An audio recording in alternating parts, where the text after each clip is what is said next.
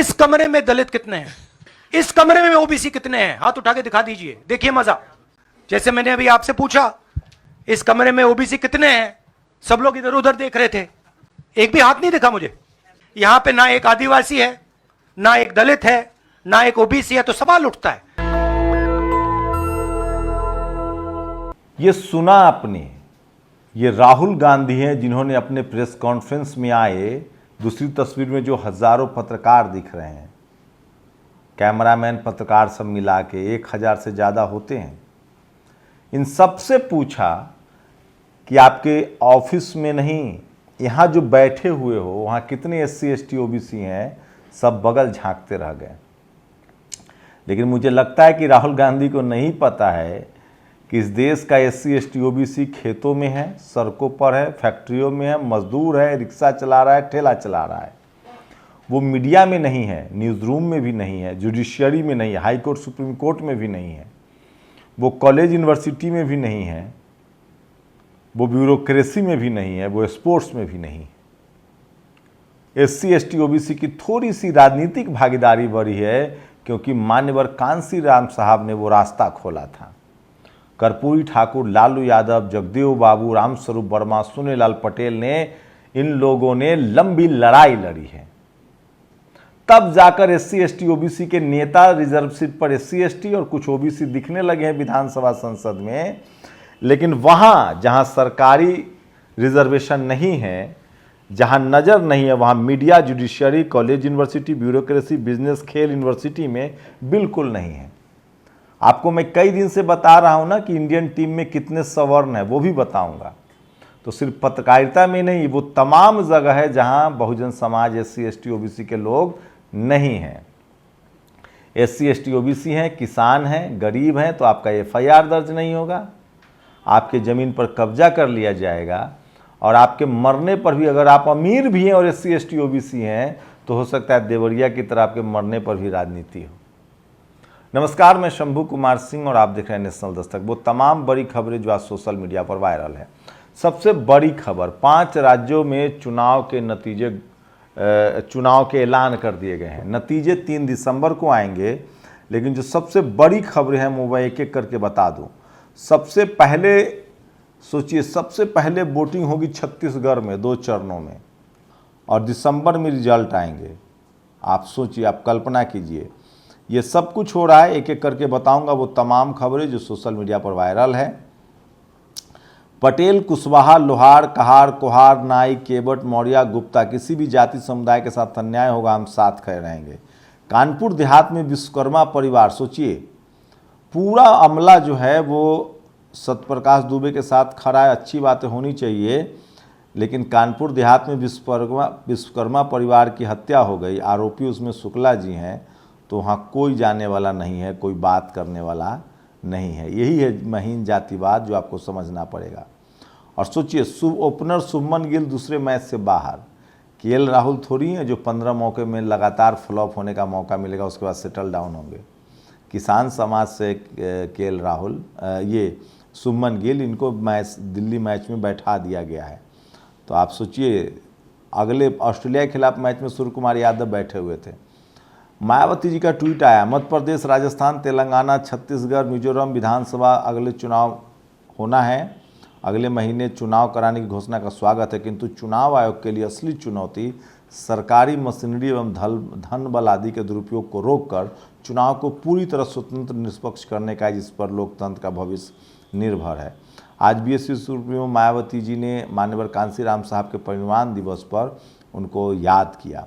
राहुल गांधी ने पूछा पत्रकार कितने हैं, सारे तरफ चुप्पी छा गया। मैं क्रिकेटर बता रहा हूँ, जिस तरह से हमारे देश में लोग जाति पर बात करने से हिचकते हैं, आइए हम जानते हैं कल टीम का समाजशास्त्र। कुल खिलाड़ी 11, टोटल तो 15 है, सवर्ण 8, OBC 1, दलित 1, आदिवासी 0, अल्पसंख्यक 2। ये जातिवाद नहीं है, खेल का समाजशास्त्रीय विश्लेषण है जो करना बहुत ज़रूरी है। 8 सवर्ण खिलाड़ियों में 5 ब्राह्मण, 1 खत्री, 1 लिंगायत और 1 राजपूत है। OBC में मात्र 1 यादव है। सोचिए, ये तो प्लेइंग 11 का बात कर रहे हैं, हम तो टोटल बात कर रहे थे।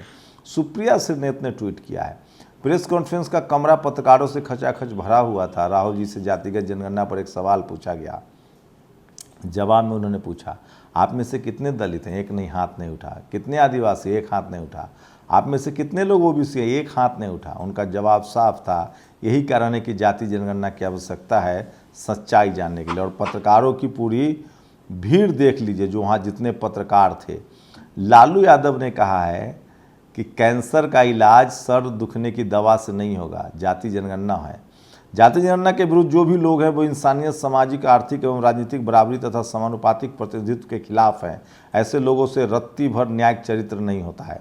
किसी भी प्रकार की असमानता एवं गैर बराबरी के ऐसे समर्थक अन्यायी प्रवृत्ति के होते हैं जो जन्म से लेकर मृत्यु तक केवल और केवल जन्मजात जातीय श्रेष्ठता के आधार पर दंभ एवं दूसरों को हक खाकर अपनी श्रेष्ठता को बरकरार रखना चाहते हैं। कैंसर का इलाज सिर दर्द की दवा खाने से नहीं होगा। सोचिए, लालू यादव जिस तरह के फॉर्म में हैं, इसी तरह की सारी शुरुआत मान्यवर कांशीराम साहब ने खुलकर बात करनी शुरू की थी, फिर कर्पूरी ठाकुर ने किया। आज मान्यवर साहब नहीं है, लेकिन मैं कहता हूँ ना, 21वीं सदी बाबा साहेब की सदी होगी, फूले की सदी होगी, साहू जी महाराज की सदी होगी, शिवाजी महाराज की सदी होगी, न्याय कबीर साहब की सदी होगी, रविदास महाराज की सदी होगी, बुद्ध की सदी होगी। और ये देखिए, निशा बांगरे ने ट्वीट किया, ये तस्वीर हम ब्लर करके नहीं दिखाना चाहते हैं, ऐसी देखिए, ये डिप्टी कलेक्टर रह चुकी हैं। उन्होंने बाबा साहेब भीमराव अम्बेडकर जी का पोस्टर फाड़ दिया।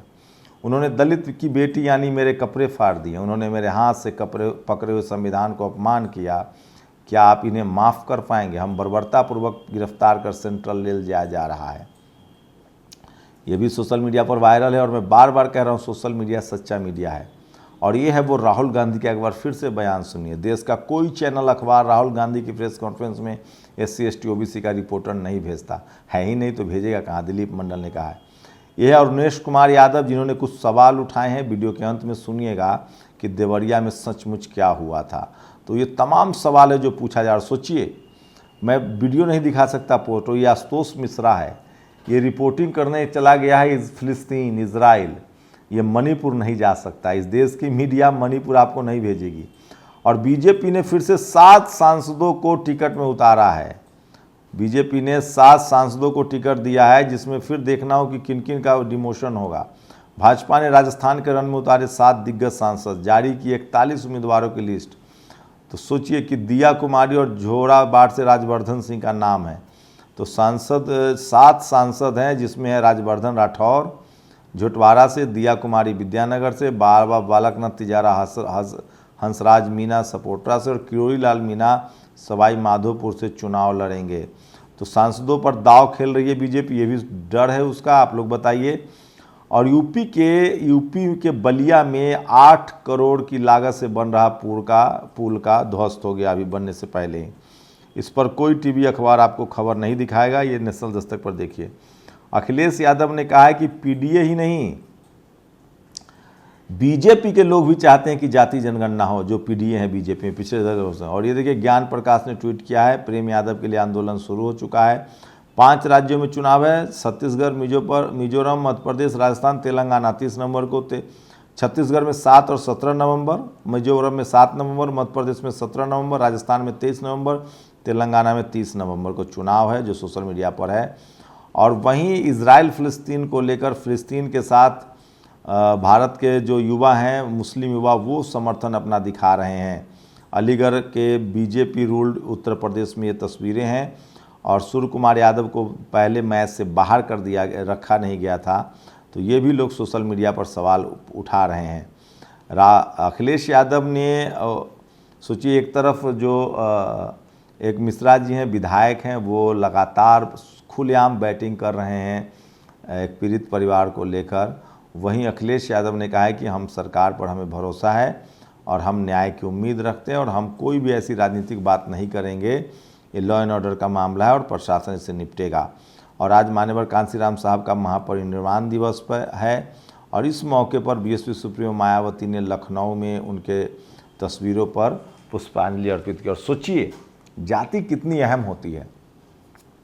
शिवराज सिंह चौहान बीजेपी के नेता हैं, मुख्यमंत्री हैं। अमिताभ बच्चन के शो कौन बनेगा करोड़पति में कहा गया कि वो झूठ बोलने वाली मशीन है, ऐसा सवाल बनाया गया। ये कोई जीके का सवाल है?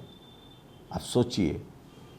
सवाल पूछा गया कि कौन देश का सबसे मुख्यमंत्री जो है मनोहर लाल खट्टर, योगी आदित्यनाथ, शिवराज सिंह चौहान, भूपेंद्र पटेल। और शिवराज सिंह चौहान ओबीसी से आते हैं, उनको कहा गया कि वो झूठ बोलने वाली मशीन है। ये मैं नहीं कह रहा हूँ, अमिताभ बच्चन अपने कार्यक्रम में शिवराज सिंह चौहान को झूठ बोलने वाली मशीन कहता है। ये है जाति। आप भले मुख्यमंत्री हों, बीजेपी के भी नेता हों, तो भी जाति आपका पीछा नहीं छोड़ेगी। किसी योगी आदित्यनाथ के बारे में कहे होते तो अमिताभ बच्चन जेल चले गए होते। खट्टर को कह के दिखाएं, भूपेंद्र पटेल को कह के दिखाएं।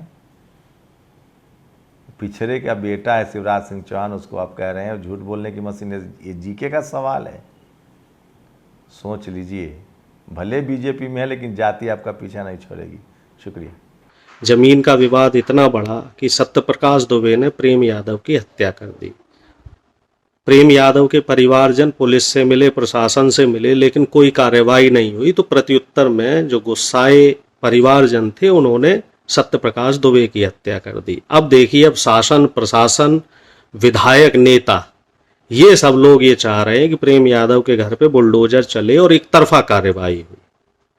अब इसमें एक पेच ये निकाल के आ रहे हैं, ये कह रहे हैं कि साहब जो प्रेम यादव की हत्या हुई, जो सत्यप्रकाश दुबे ने की, वो तो गैर इरादतन थी, लेकिन जो प्रेम यादव की हत्या हुई है वो इरादतन हुई है। तो इसलिए बुलडोजर प्रेम यादव के घर पे चलेगा और सत्यप्रकाश के घर पे बुलडोजर नहीं चलेगा। अब सोचने वाली बात यहाँ पे एक ये है कि आखिर हर केस में दलित, शोषित और जो अल्पसंख्यक हैं, जो पिछड़े लोग हैं, इन्हीं के ऊपर कार्रवाई क्यों होती है। नेशनल दस्तक की आपसे गुजारिश है कि अगर इसको बचाना चाहते हैं तो नेशनल दस्तक को सब्सक्राइब करने के लिए रेड कलर के सब्सक्राइब बटन को दबाएं, फिर बेल आइकन की घंटी दबाएं। नेशनल दस्तक को बचाने के लिए बहुत जरूरी है कि हर खबर को शेयर करें, लाइक करें, कमेंट जरूर करें।